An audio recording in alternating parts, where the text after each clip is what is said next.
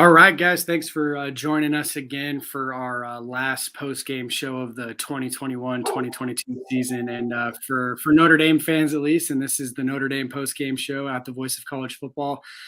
Certainly not the way they wanted to end things with, sort of the hype around the program right now with Kelly leaving for LSU, Marcus Freeman getting the promotion. And I think everybody felt that a win today was certainly going to be like this feel good story, kind of to end the season with everything going on. And unfortunately, Notre Dame got off to a really hot start, 14-0 lead that led to a 28-7 lead with about 2 or so minutes left in the game, or left in the half, I should say. And then Oklahoma State scores to end the half. Notre Dame elects to go into the half with their 14-point lead. And then from there on out, it was essentially all Oklahoma State. Notre Dame ended up with one touchdown and only 7 points total in the second half. And Oklahoma State made the proper adjustments and really dominated. But I'm joined by my co-host for the Voice of College Football, Ben Belden, to break this down for you guys. We'll touch on some off-season stuff, I'm sure, and I'm sure we'll get some comments on Notre Dame's bowl history as well. But how are you doing, Ben? Reasonably, I'm okay. I mean, obviously rather disappointed. Also, just I'll put a disclaimer out there, battling the upper respiratory stuff that's been going around, especially the Midwest, the last couple of weeks. So playing hurt a little bit, but I'll try to not cough on the mic a little bit and make this any worse than it has to be. Yeah, no, absolutely. And yeah, no, I mean, it's certainly it's hard to put into words sort of what kind of went down, and it's frustrating to say the least. I know me and you are obviously both Notre Dame fans first, and that makes it probably a little bit more difficult to talk about. And then second, we're analysts. So, yeah, no, I mean, it's frustrating, and you're going to get the trolls and stuff out there that say Notre Dame can't win the big game and so on and so forth. And I think that that's certainly something that we have to deal with today. All Notre Dame fans, I think, have to deal with that today. And, I think most fans of teams that are in our same position, which is, a lot of programs. I mean, you look around and a lot of programs are, have bad records in bowl games, have bad records in New Year's Six and playoff games and stuff like that. But Notre Dame not winning one of these New Year's Six bowl games or better since essentially the time I was born. I think the last time they won one was in 1994. I was born in 93. And so I technically haven't really seen one. And I know you're pretty much in the same boat there, Ben, but you also try to put things into perspective. I mean, I think in today's college football world, I don't want to call these games meaningless. They're certainly not meaningless when I'm watching it. I was, it was one of the most intense games I've watched over the last couple of years for Notre Dame. I was on the edge of my seat for a lot of it, even when they were up by 21 points. And, it certainly felt like sort of like a changing of the tide at one point, where Notre Dame hasn't, like I mentioned, has not won one of these games in 20 plus years, and it felt like they could kind of get over that schneid, whether that means anything or not. I mean, next year, every year's different. The team's going to be completely different next year. I mean, new quarterback, new players at multiple positions, and so on and so forth. So in reality, it really is just this team. But for the fans, and I think even for the players to an extent, that monkey off their back isn't happening, and we'll see what it leads to with a new coach and new era of Notre Dame football. Yeah, and to that point, as I was getting ready to log on here and thinking about the things that I was going to talk about and what we were going to talk about, obviously I knew that this was going to be a major point, a major talking point of Notre Dame being unable to get the monkey off their back. And I was sort of had this thought, and I just kind of want to get your thoughts on this a little bit, Nathan, that, I know that there has been some good positive momentum for Notre Dame, at least reasonably after Brian Kelly left. I mean, the promotion of Marcus Freeman and everything recruiting wise and things that has happened recently that kind of kept the momentum going, that made this feel like something that could have been real bad turned into something that was real good, I guess.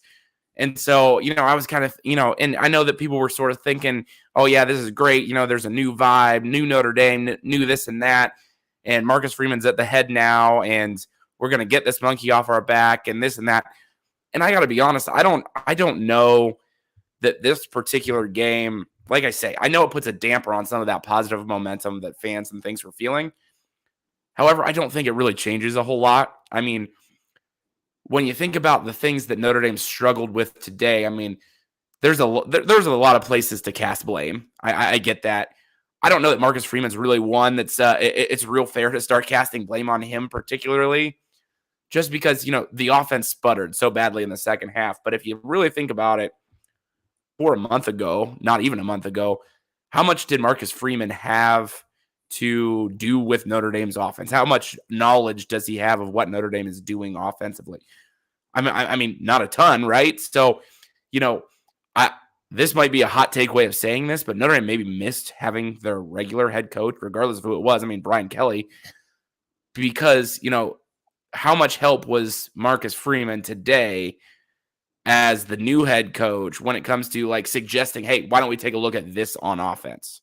I mean, does that make sense? Is what I'm saying making sense? I mean, because I just sort of think to myself, if this is Marcus Freeman's team and he's, like I say, he's still relatively new to having anything to do with the offensive side of the ball at Notre Dame at the very least.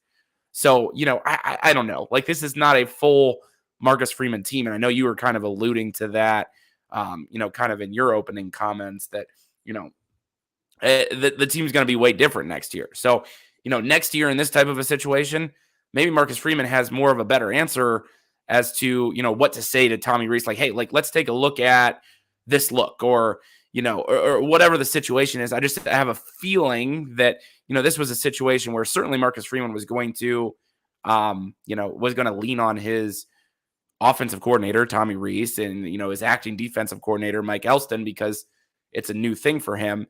I just sort of think that after spring and an off season and all of that type of stuff, Marcus Freeman's a good football coach and he's going to have more to do with that type of stuff. And we wouldn't have been as likely to see that had Notre Dame, that being what happened today, had Notre Dame had the same guy that had been their head coach the whole time. Yeah, that's an interesting point. Kind of going off of that, one of the things that I've mentioned over the last, few weeks on my podcast and in my spaces and stuff that I do with my co-host Mason Plummer on a weekly basis is that this Notre Dame team, even though Marcus Freeman in the new era has sort of taken over and overwhelmed the fan base, I guess for lack of a better word, this was still a Brian Kelly team to an extent. And it felt like this was sort of the end of that. Now, and you bring up a good point. I mean, obviously with Brian Kelly gone and not on the sideline for Notre Dame, maybe things are different. Maybe they also don't get off to a 28-7 lead because that was pretty rare for Brian Kelly in these types of games as well. But it is interesting. Obviously, you see Buckner getting no snaps. I honestly was of the opinion that with no Brian Kelly, maybe Buckner would receive more snaps. And then obviously the other kind of, I think, idea behind this is, does Notre Dame allow 37 points if Marcus Freeman is your defensive coordinator calling all of the plays and different things like that? You have to, I don't want to say that this was a job interview for Mike Elston, but there had been some rumors over the last, week or so that, he might have been a little bit more in the running for the defensive coordinator position than at least originally thought. And after today, I think that you could probably throw that out the window, at least in my opinion. I think he is someone that's going to stay at Notre Dame and be a really good defensive line coach and a really good recruiter per usual. But I think you probably got to bring in someone at defensive coordinator that Freeman trusts to call plays. Maybe that's Mike Tressel at Cincinnati, who he's familiar with. Not necessarily coaching wise. I don't think Tressel was actually there when Freeman was there, or at least not for very long. Coming over from Michigan State, but he has a lot of, he's had a lot of success with someone like his uncle, Jim Tressel at Ohio State, and I know they know each other very well. maybe it means promoting someone like a Mike Mickens or bringing in someone from the Cincinnati staff that he knows. I know there's been some rumors of that as well. So a lot of things to digest. And, one of the things that I'll continue to kind of preach is that while this was a disappointing loss and certainly a damper on things and certainly no excuse overall, but I just don't think this is going to have, and it kind of alluding to your point, I don't think it's going to have much effect on the team moving forward. I still think that they're very excited about just this new era of Notre Dame football, for better or for worse. I mean, it still remains to be seen how Freeman will be as a head coach, but I don't think that this is really going to put much of a damper on it. Yeah. I just don't think today's, obviously, like I say, it's a disappointment, as a lot of people are saying in the chat, that it's a disappointment to see how it went down. But at the very end of it all, like I say, I think this is the closing of the book of the Brian Kelly era, as more so than his actual leaving. And now Marcus Freeman gets to go put his stamp on everything. I don't think we've seen Marcus Freeman put his stamp. I mean, I know he's a defensive guy. I know he's a defensive coach, played defense. He's got some ideas about what to do on offense that I imagine were not really a whole ton of the game plan in this particular game. So, now's the closing of the Brian Kelly era, in my opinion. I know he wasn't there today, and I know he's moved on and all of that, but now it's, the evaluation of Marcus Freeman starts now, I feel like, as opposed to when it started, when he completely took over, I guess. So, I don't know. Like, it's hard to really put into words how I really feel about it. But I just, like I say, now is where the changing happens, as opposed to whatever happened, whatever changing of the guard happened, in my honest opinion. Yeah. And then, so kind of walking through the game real quick, and then maybe we'll get to some big picture stuff, depending on maybe some of the comments and stuff. I know they're starting to roll in a little bit here. Obviously, like I mentioned, if you guys are just joining us, Notre Dame was up 14-0, pretty much on the blend. I think their first drive scored, second drive went 3 and out, third drive scored. Defense was playing well to start the game. They were getting pressure. Secondary was playing well at the beginning, and Notre Dame was up 28-7 with just over a minute to play.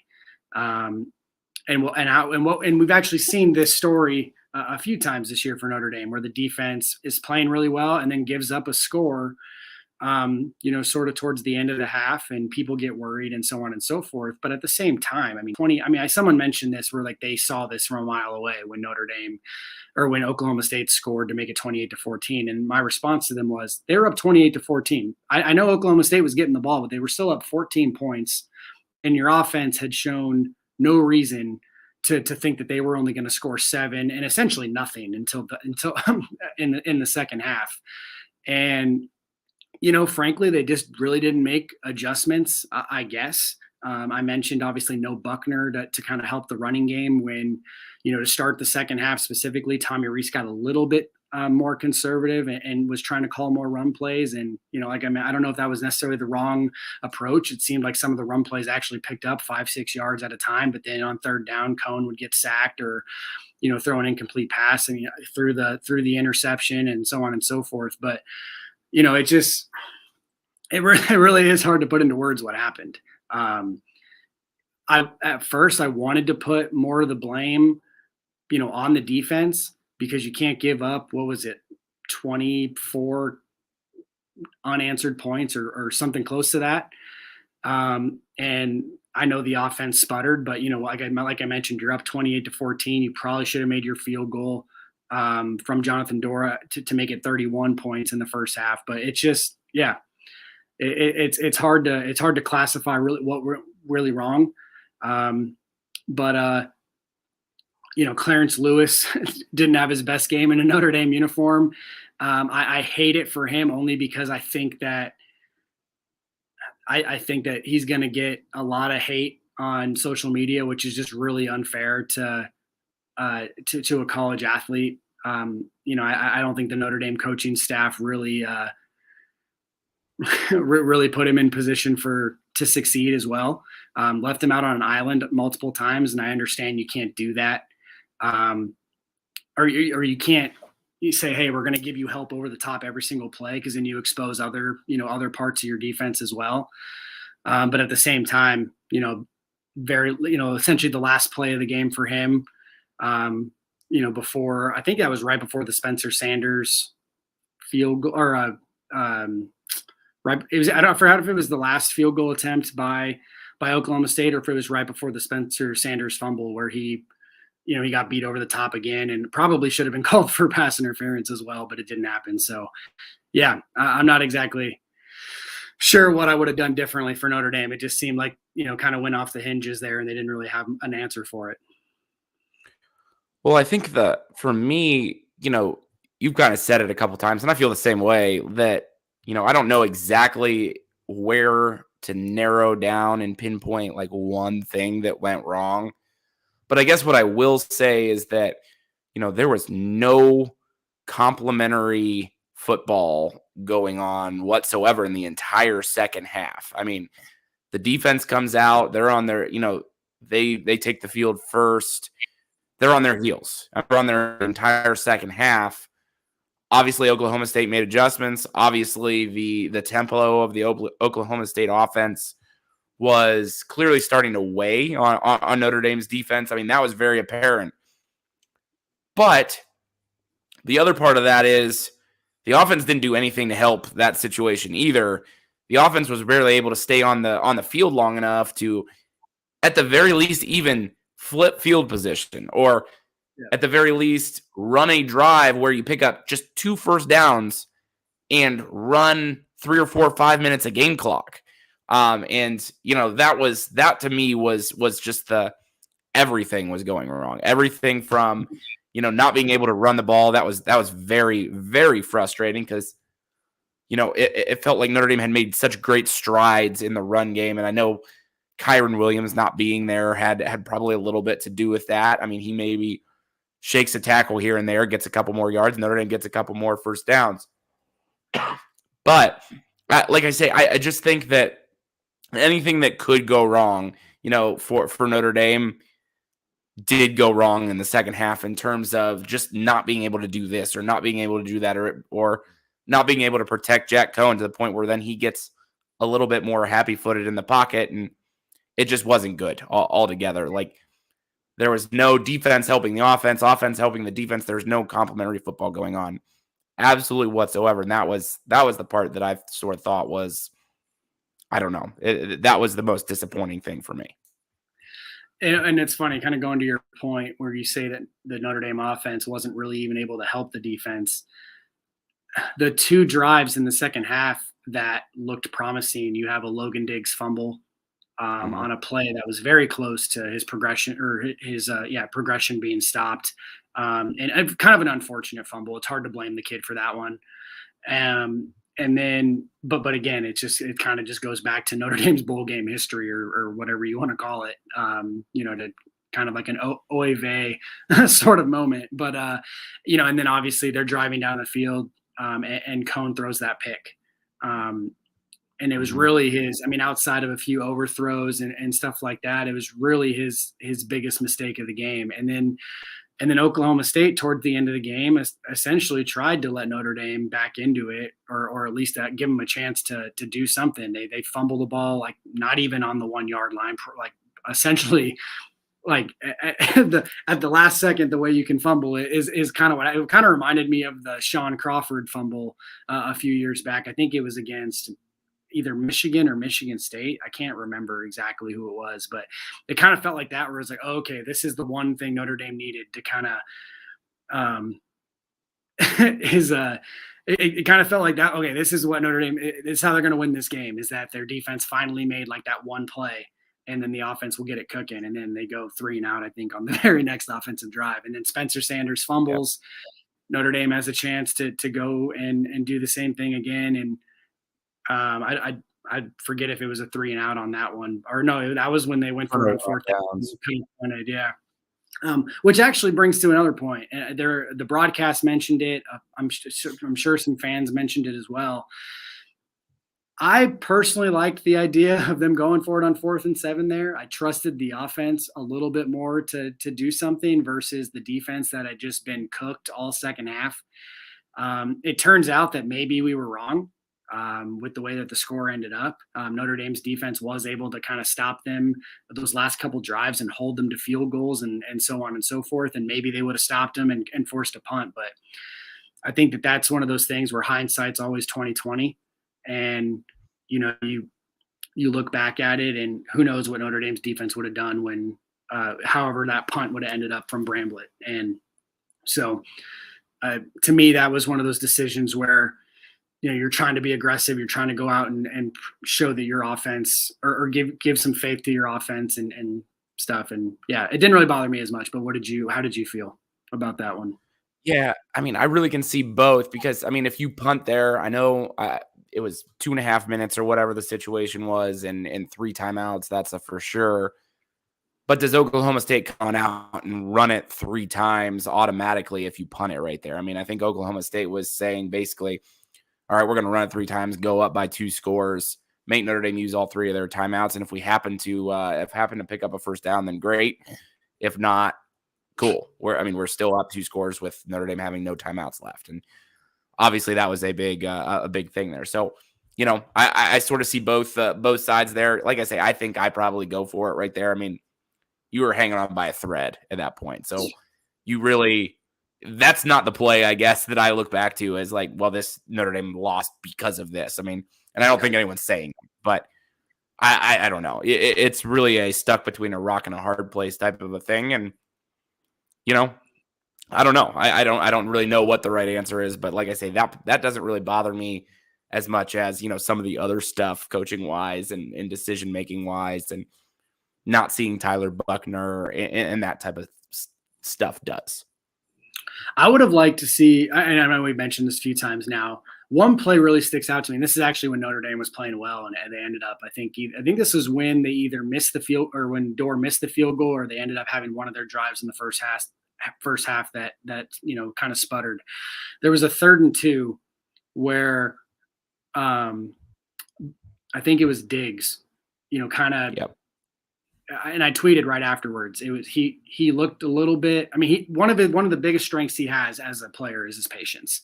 You heard it on the broadcast today. He's very Le'Veon Bell, Arian Foster like in the way that he runs. I'm not comparing him to those 2 guys because they were obviously very terrific, NFL players. But just his style of play is very like that. Maybe even Matt Forte like is kind of the guy I've compared him to in the past with his pass catching ability as well. And I think if he hits the hole there, he probably gets it. I think he only missed it by maybe a half a yard. But at the same time, if you put Buckner in on 3rd and 2, that's exactly where I wanted to see him this game. And I think it's exactly what me and you have been preaching almost this entire season is if Cohn's going to be your main guy, which is fine. I mean, look what he did today. He threw for nearly 500 yards, had 5 touchdowns. I mean, it's hard to blame put the game on him completely. I mean, there was definitely some moments in the second half where I think he was rattled a bit as a 5th-year senior, which you don't like. But there were some moments in today's game where I think Buckner would have provided not even just a spark, but just a different sort of look for the Oklahoma State defense. And I think that there's plays that you can point to where Notre Dame kind of did there because Cohn's not running the ball when they do any sort of RPO or whatever you want to call it. And there were definitely some plays where it looked like if Buckner kept the ball or Cohn kept the ball, there was yardage there and or just some other things that could have happened. And so yeah, they were not playing Buckner at least a couple snaps today was certainly flustering to me overall. Yeah, and I don't know. I agree with that. At the same time, I'm not surprised though, because if you listened to Marcus Freeman, when as soon as he got the job as the head coach at Notre Dame, he started preaching about this isn't about the future. This is about this last game. This is about the guys, the seniors, the people who got us here in that type of situation. And so, I immediately, that sticks out to me just because when he said that, I immediately said, well, it'll be interesting to see if Tyler Buckner gets any snaps or not. I mean, I had that thought as soon as those words came out of Marcus Freeman's mouth. I mean, I was asked about it on another show where I was a guest this past week. Are we going to see Tyler Buchner? And I basically said, well, I don't know, because I think he's gonna ride or die with Jack Cohn because of of the things that he's given to this program, all the things that every coach has said. Tommy Rees coming out and saying, that we underestimated Jack Cohn, and the praise for Jack Cohn was really high coming into this game. Let's put it that way. And so, I sort of thought, maybe in a spot or two, you might see Tyler Buchner and maybe even like a trick play, because that type of stuff seems to manifest itself in bowl games a lot. So I sort of thought maybe you'd see something like that, some sort of gimmicky this or that, or put him on the field at the same time, or whatever the situation was, But so, yeah, I'm a little surprised that 0 snaps, but I never really thought Buchner was going to get even a full drive at this point. It was probably like, a lot of people said this on Twitter, it was probably too late to change the game plan and put him in for a full drive at some point in this game. But I don't know. When you started to see Oklahoma State's defense start dropping 7 or 8 guys pretty much all the time, and then still Notre Dame can't run the ball, then you got to think to yourself, well, you just got to do something different. Even if it's calling a run play, or a pass play with Buchner in there, knowing that he can turn that into 5 or 6 yards, then maybe that's what you got to do. But I don't know. Like I say, that's something we won't have to worry about next year. I mean, we're not going to, Tyler Buchner is going to be the guy. And if he's not, it's Drew Pine, I guess. And still you get a little bit more of the running quarterback and that type of stuff. So I don't know. Like I say, we're splitting hairs and getting down to, like you said, you nailed you hit the nail on the head when you said hindsight is 2020. I know Notre Dame's coaching staff is going to go back and look at this and be like, well, if we did this, then maybe that, and all of this situation. But I don't know. Like I say, the rambling I think that I'm doing right now is just very indicative of the frustration of just being right there. And, like I mentioned earlier, just being right there and thinking, we could have got a monkey off of our back, didn't. But at the same time, this was more about the beginning of a new era than it was anything else. And I do think the monkey off the back situation is a little bit less prevalent in today's college football world, with opt-outs and stuff like that. I hate that excuse for losing a game, especially when you're up 28-7 with a little bit to go in the first half. But it's probably a different game if Kyron Williams and Kyle Hamilton are playing. Now, obviously, if Kyle Hamilton's playing, that means they're in a playoff game, because that was really the only opportunity he would have played. But it still would have been nice to see that for your secondary, because he's just so good in the secondary. It's incredibly fun to watch him play, and it was sad that we didn't get to see that over the last few weeks, and certainly in the bowl game as well. But I think what you brought this up. I think me and you are in a kind of an agreement here with the Buchner situation. Neither of us were expecting him to get full drives. And there was certainly a time in the second half that I would have liked to see it, just because it would have been something different. And maybe that's when that spark is provided. But I honestly thought, with essentially a month to prepare for this game, there was going to be a game plan for Buchner that didn't, like, this whole idea that, it's Cohn's team, he deserves to be the starter. He is the starter. Like, it was going to be him 90% of the time. But, like, leaving a weapon of Tyler Buchner, of his, leaving the weapon of Tyler Buchner, I guess, just not even in the game plan at all was kind of, flustering to me, flabbergasting, if you want to even go that far. And just because you've seen what he's done in other games this year, without full drives. I know, like, you look at Virginia Tech, he kind of brought Notre Dame back. That's more of that spark that maybe he could have provided in this second half.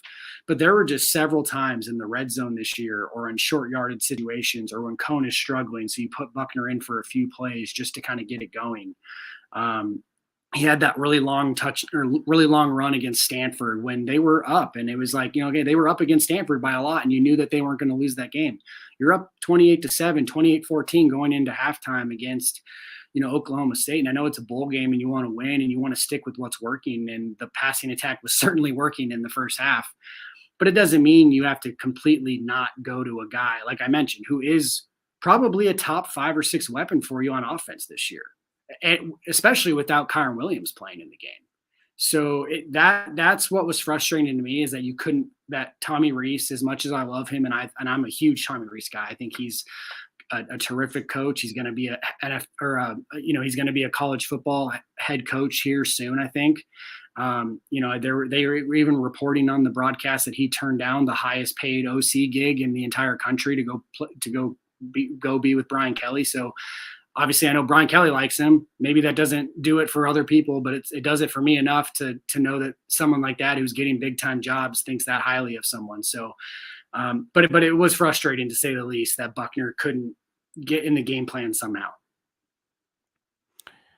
Yeah. And I mean, I don't know, like you kind of mentioned it. You would sort of think that, it was all over Twitter today that when things were rolling well for Notre Dame offensively, it was, Brian Kelly had his guy Tommy Rees handcuffed to a certain degree. And maybe that's true. I really don't know that that's as true as some people make it. I actually tend to think Brian Kelly helped Tommy Rees in a lot more situations than Notre Dame fans realize, which is also why I think if Brian Kelly is the head coach for this particular game, Notre Dame, hold everything equal up to the point where Notre Dame gets up 28-7. If Brian Kelly's the coach at that point, which I don't know, like you mentioned, I don't know that Notre Dame gets up 28-7 with Brian Kelly as the coach. I don't know. But if Brian Kelly's the head coach at that point, I don't think Notre Dame loses this particular one, because I think he helps Tommy Rees along. When the offense starts sputtering, Brian Kelly's the guy that interjects and fixes it, I think. Now, Brian Kelly's not here. Tommy Rees has to learn. And like I say, I don't know. So where am I going with this? I don't know. I'm frustrated. But, to your point, I guess I just sort of thought that, like, as everybody is saying, Brian Kelly handcuffed Tommy Rees. Well, why then, if Tommy Rees is calling the shots, did he not go to Buckner? You know what I mean? You would think that if it was completely true that Brian Kelly had not, given Tommy Rees full reins, well, that would imply that Tommy Rees maybe would have been frustrated at some point by the fact that, I can't go to Tyler Buckner whenever I want to. I can't call this part of the playbook. Well, that's not the excuse today, So I don't know. It is interesting, like I say, at the very least, to see that Buckner didn't enter the game. But I don't know. I just think that at the end of all of this, these are not going to be questions, I guess, that we'll have next year. I mean, it's going to be Tyler Buckner, and we're going to ride or die, and we're going to do those types of things. And, I think Notre Dame will be better off for it. Doesn't help us today, but that's my silver lining, is that I think Notre Dame will be better off for it in the long run. Yeah, absolutely. I think me and you are kind of in agreement there. I mean, this future is certainly bright overall. Two things I wanted to bring up that I thought were interesting.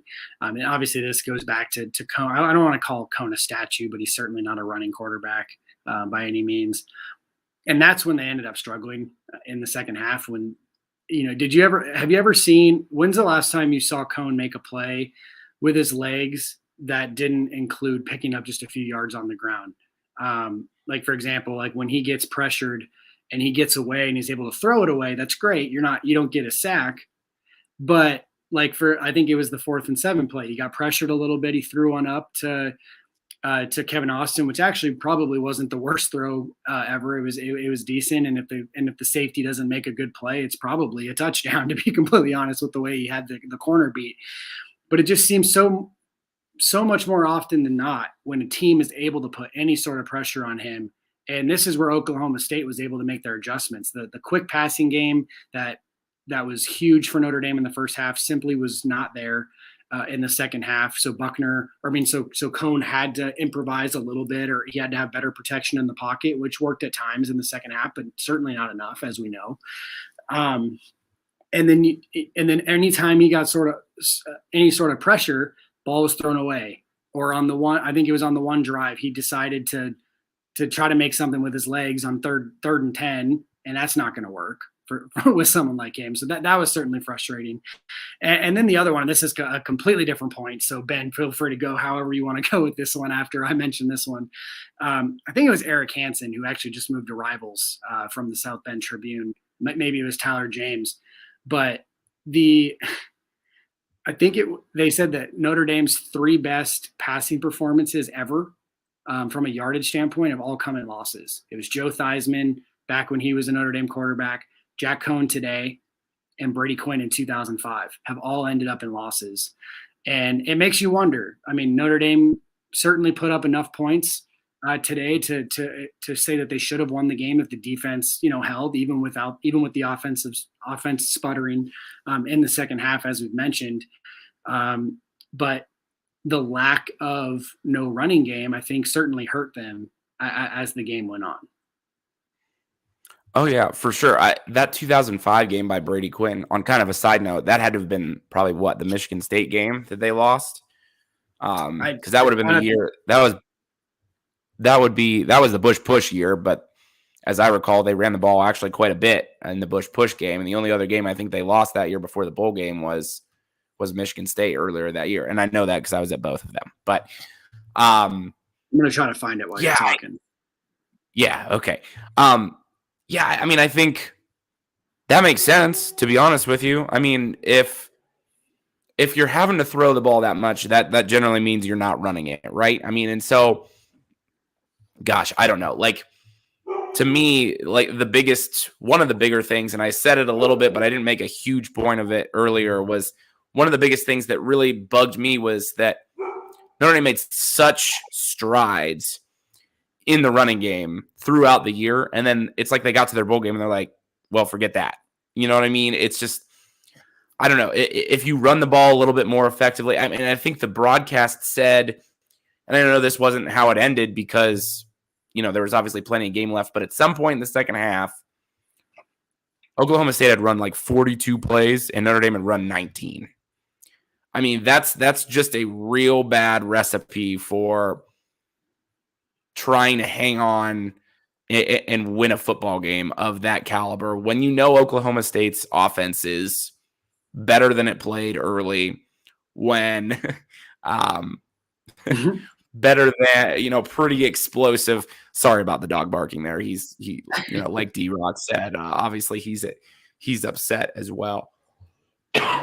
But and excuse the cough and all of this, the longer I talk, the worse it gets, of course. But I don't know, like no compliment, no anything that, there was nothing to stop the bleeding. It's like Notre Dame threw out their whole toolbox at the beginning and then didn't have the run game. And then, like I say, this is kind of what we're saying. Like maybe Tyler Buckner could have been the guy, the tool to stop the bleeding, move the ball a couple times, at least pin him deep. And then, and he has shown so many times that it doesn't have to just be running with him too. He's made big plays in the passing game, mostly because he's able to bring more people into the box because they think that they have to stop the running game with him. Right, exactly. So, or it's the RPO, it's the getting it out quick to Mayer after, as he gets out on the edge, or even just picking up 4 or 5 yards and sliding. Like, I don't know. That Notre Dame had no answers. And like I say, that's the overwhelming umbrella thing that you can say about this, is that there was no, how many times have we seen the script be flipped here? Notre Dame gets down big, fights back, but then the other team figures out how to win at the end. Yeah. And then you finally see Notre Dame actually come out strong, actually get a lead. I can't really recall, and, I don't know if I'm wrong, just tell me that I'm wrong, but I just can't recall a time where Notre Dame got up this big and blew it that way. And lost. There was a stat, and I forget exactly how many games it had been, but essentially since 2004, Notre Dame has not lost a game when they've scored or when they've been up 21 points. 21. So I think it was 72 games. It was like 79 and nothing since 2004. So this idea that, Notre Dame can't win a big game is chump, blah, blah, blah. I mean, this is something that in fairness, is unprecedented even for Notre Dame standards in these types of games. And I want to preface this by saying, before we kind of move on and talk about some other stuff, I don't think me and you, like, I know people are kind of coming in and probably think we're hyping up Buckner a little bit too much. It really isn't the idea that Buckner should have been playing over Cone. It's the idea Cone played, I think, very well overall today. I mean, the stats show that. Second half, like I said, is obviously sputtered, and I don't really think it was his fault that Notre Dame lost this game. So he doesn't really deserve any sort of hatred by Notre Dame fans today. It was just the idea that there were probably times in this game that something else could have been done, whether that means maybe trying to stick to the running game just a little bit more, even with Cone in there, or or going to Buckner. That's pretty much really what it came down to. I wanted to say, hey, stick to the short passing game, but obviously the short passing game wasn't there in the second half, so that was hard to stick to. And then obviously it came down to the defense not being able to make any plays, which I think the offense and in their inability to move the football in the second half caused that, or at least part of it. And before you talk, but I did find that stat. It was Joe Theismann for 526 yards in 1970 versus USC. That's number one. Jack Cone today for 509 yards. Loss. And then Brady Quinn, like you mentioned, against Michigan State in 2005, which was also a loss. So it was I'm not saying that that's an indictment that that they should run the ball more necessarily. I mean, sometimes it's, if it's working, it's working. But it is an interesting stat. Well, and I didn't really articulate this very well. So if I can rewind that a little bit, obviously if you're passing the ball a lot, generally that means you can't run it. But the other part is, if you're passing the ball a lot, you're either moving the ball a lot, okay, and your defense is on the field a whole awful lot, or you're not moving the ball a lot and the defense is on your field a lot. Now, obviously, if you're throwing for a lot of yards, it just means that there's a lot of shorter possessions. And so, I think for our defense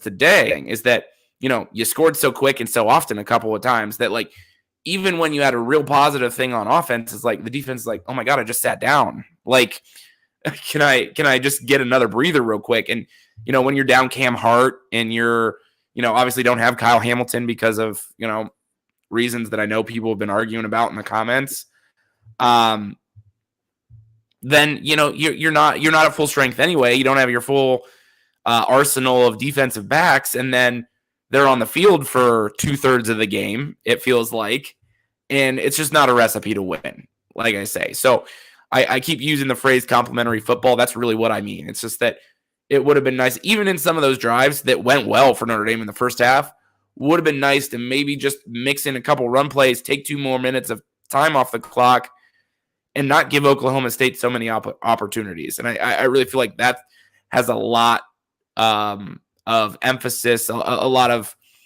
I don't know what the word I'm looking for, a big impact on what really ended up happening to Notre Dame today. Yeah. And then I want to touch on 2 things. One kind of not really about this game, and the other one more about this game and sort of future driven. Seen a lot of comments, and I knew this was going to happen. And sometimes you kind of just have to eat it as a Notre Dame fan when it comes to this stuff. That Notre Dame hasn't won a big bowl game since 1994 or whatever it is. I just find it interesting that people say that Notre Dame is fraudulent on a yearly basis when they, in general, they play a good schedule. So, like, they do beat good teams, very good teams, on a consistent basis throughout the regular season. They've hung in there with some very good teams for losses in games in the regular season. Georgia comes to mind. I think they barely lost to Georgia the year that Georgia blew it to Alabama in the national championship game. They played a very, very good game against Georgia. And I think that was actually on the road, if I'm not mistaken. So, but it all kind of jumbles together at this point. But so this idea that Notre Dame, is fraudulent, can't win big games, blah, blah, blah. It's really dumb to me. Have they lost all of the big games at the end of the season? Yes, essentially. But at the same time, most of the time they're playing someone like Alabama or LSU or Florida or Ohio State or Clemson, and I know that is, I know that, like, people want to say that that's an excuse, but most of the teams that they've run into and lost in these big games have been better. I think that's a fact. Obviously losing to Oklahoma State today, that's one you can point to where I don't think that Oklahoma State's better, but they lost. They're without their two of their best players. It's not an excuse. But at least in today's football society and in the college football world, I think it's at least a little bit of an excuse that you can make. And on the other side of the thing, Oklahoma State didn't have any opt-outs for the game, if I'm not mistaken. I think they had their starting center was hurt, and maybe a few other guys were hurt, but they didn't have any opt-outs for bowl season. And then obviously, what was it, 2002 when they lost to Oregon State, or whatever it is. So there's definitely been a few where I think you can sit there and say, okay, Notre Dame's lost. But for the most part, I think they've lost to just better teams. I'll let you kind of comment on that, and then I'll bring up the last thing I wanted to mention, which will be, I think, another good discussion here to wrap it up. Yeah, I mean, I don't think I disagree. I mean, certainly. It sounds excusey, and I get that. Yeah, I mean, I think part of the criticism, though, with Notre Dame is that not only have they lost some of these bowl games, but, they were close against Georgia twice, once at home, once obviously in Athens. I mean, they lost to, if you go all the way back, losing to Clemson in the Hurricane was kind of a big one. And then there were games after that, going down to Miami, getting the brakes beat off of them. Kind of a similar situation going up to Michigan, getting the brakes beat off of them. So, there's a little bit of truth to that statement, but at the same time, those games aren't the only marquee games on Notre Dame's schedule every year. I mean, for a lot of other teams, that is, they a lot of other schools do only play one big game like that out of conference, especially per year. And so if Notre Dame was a team like that, then yeah, you would say that they always lose the big ones, but it's not true. I mean, they schedule, Stanford in 2012, the game where they win, on the goal line stand. Stanford was really good. That's a big game. I don't know. So, and you can point to a million other. Yeah, exactly. Perfect example.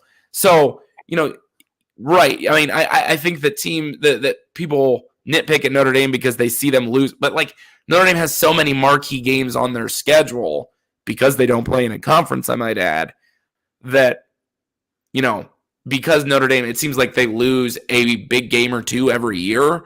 It's Notre Dame always loses in big games. Well, that's not true because they play 5 big games every year. So yeah. I don't know. That's what I would add to that. And someone brought up how many bowl games has Notre Dame won in the last 20 years period. Looking, I don't know the exact 20-year history, but for the most part, they've won pretty much every bowl game they've been in that hasn't been a New Year's Six bowl, at least from what I can remember. They beat LSU a few times that wasn't considered a New Year's Six bowl, but they were good bowl games. They beat Iowa State a few years ago when Notre Dame, that was to get Notre Dame to 10 wins, and Iowa State was considered good that year. Again, and I don't want to use opt-outs and different things like this as an excuse. I'm not trying to do that. It kind of comes out that way to an extent. But it really comes down to this idea that Notre Dame doesn't. They've blown it in big games at the end of the season or in bowl season, whether it's New Year's Six, playoff, whatever. I think for the most part, the times that they've lost, 90% of the time they've been the worst team. Today, I don't think that that's the case. And there's been some other cases as well. But in the playoff, look what everybody else is doing in the playoff against Alabama, Clemson, Ohio State, and Georgia when they play them. Those teams are losing to each other, but they're beating everybody else.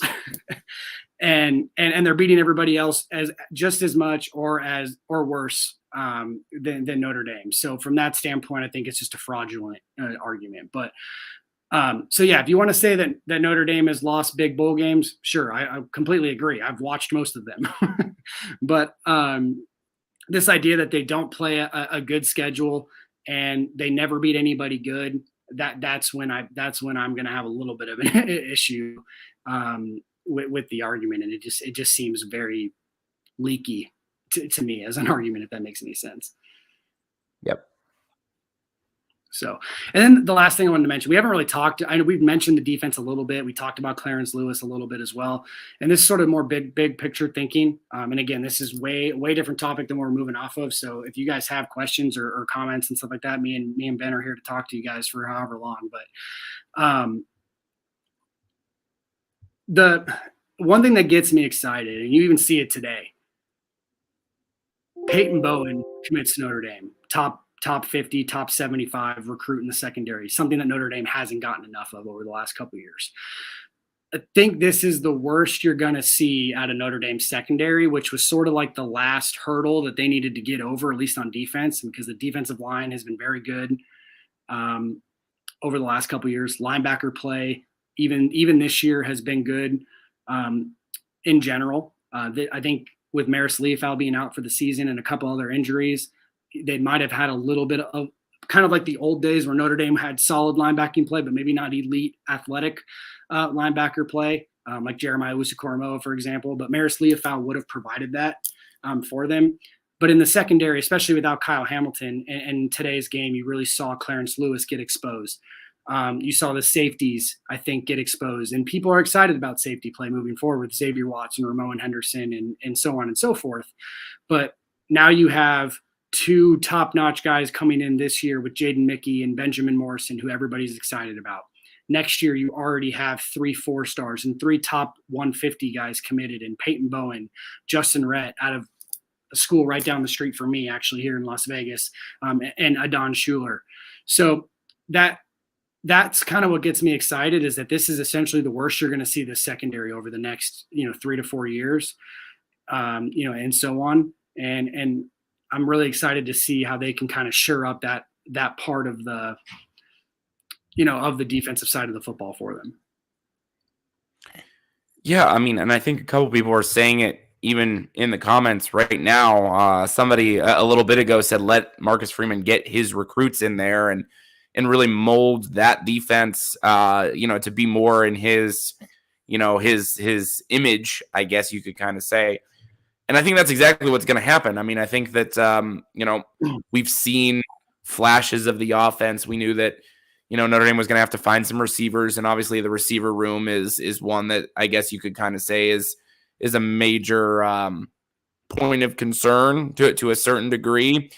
But, on the defensive side of the football, I think that this is where you're going to see Notre Dame rise to, the level of elite that got them to the national championship in 2012 and, got them to the college football playoff. And then if you bring the offense along anymore, because, the knock on the offense at those times was that it just wasn't good enough down the field. Well, I think you're kind of starting to see that even with Jack Cohn, who's not the best improvisational type quarterback in the world, that you're starting to see the downfield aspect of the offense and that type of stuff. So, I think as it all comes together, which I think regardless of today's results, I think you can't make any argument that it's not coming together in a way that's better for Notre Dame. Then I think that things are going to start to work out in games like today for Notre Dame. It's just that, like I say, at the end of the day, you thought today, with all the positive momentum, you thought today was going to be it. But brighter days are ahead on both sides of the football for Notre Dame, that's for sure.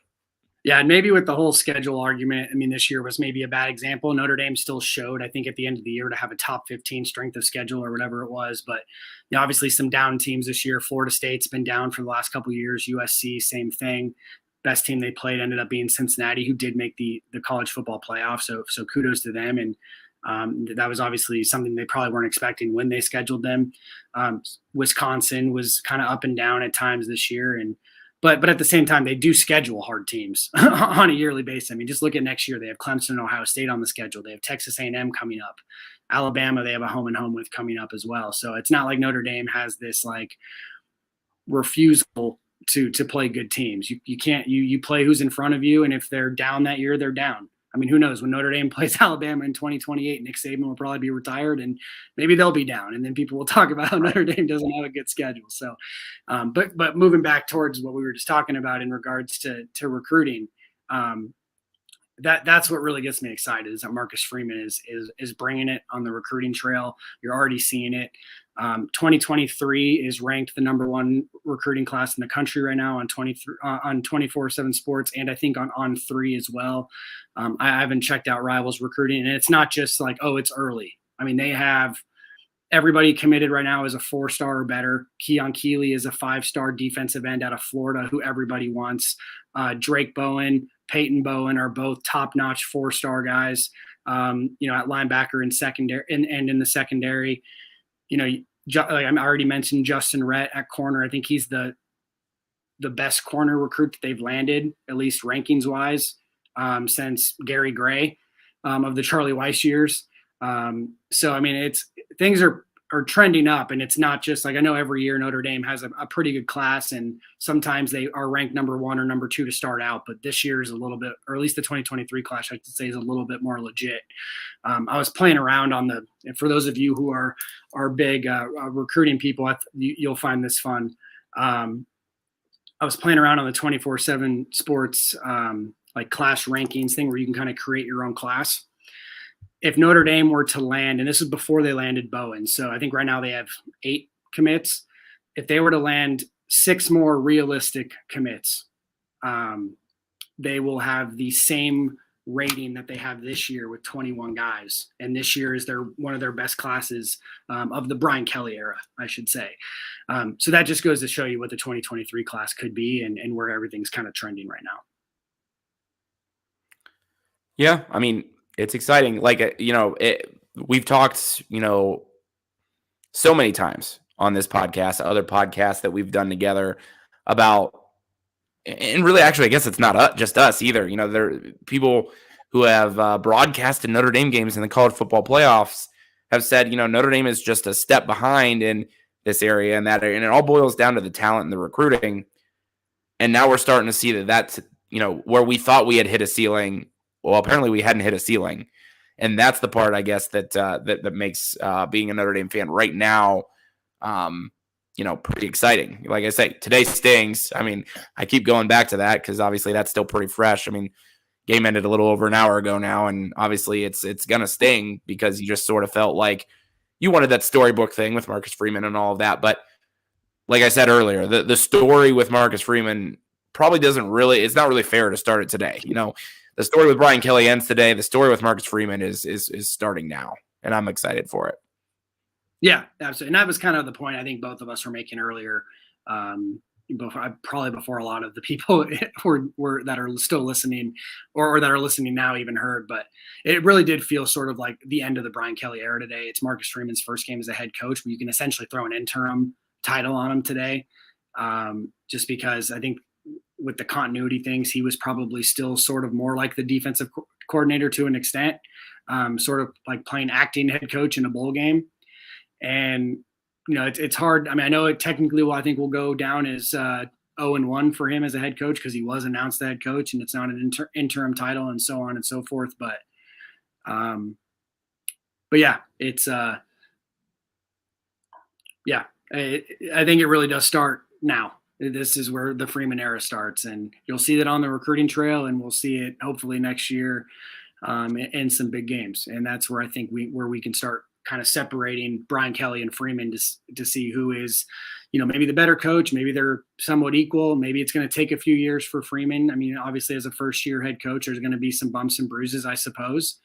But we'll see if he can win against Clemson and Ohio State when they're at full strength. If they get into the playoff next year or get into a New Year's Six bowl and they win, that's really where I think his legacy will kind of start.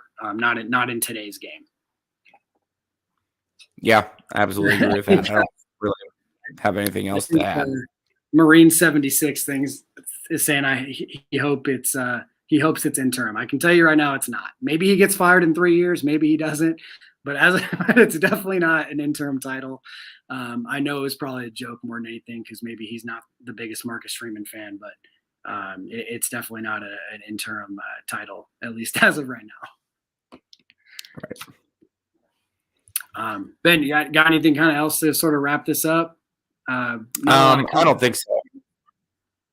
Oh, sorry. No, I was saying not a lot of coming in. So Right.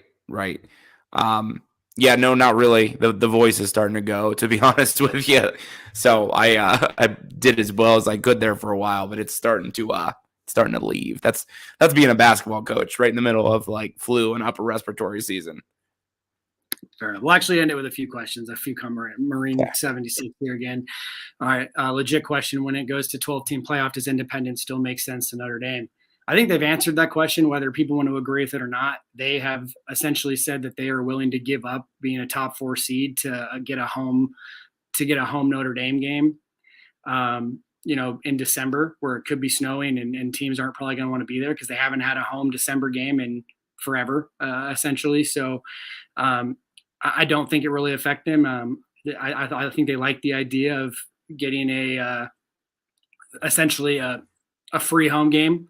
If they were to be the 5-6 seed or whatever it is, I don't exactly know what that 12-team format's going to look like, or if it's actually going to end up being legit. I don't think it's officially been approved yet, but yeah, no, I mean, Notre Dame has at least answered the question that I think that they are okay with staying independent with the 12-team and not going into an automatic bye or whatever it is that will come with it. Yeah, and I think it gets people off their back a little bit too. I mean, since they're not in a conference, I mean, this is their essentially like their conference championship equivalent. You can't get one of the top 4 seeds if that's how it goes.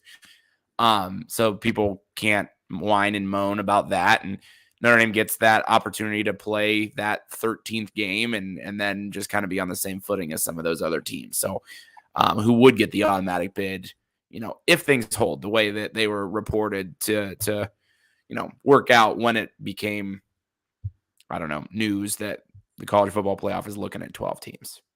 Yeah.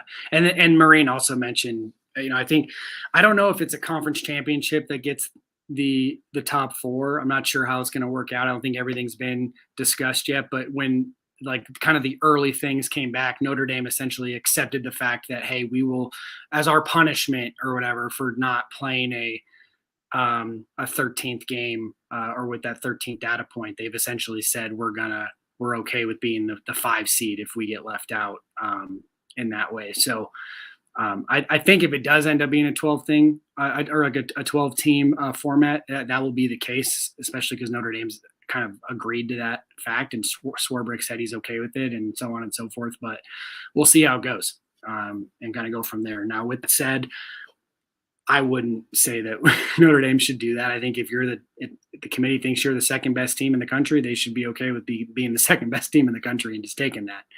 And then I don't know. I think it will be the 12 team format will be fun anyway.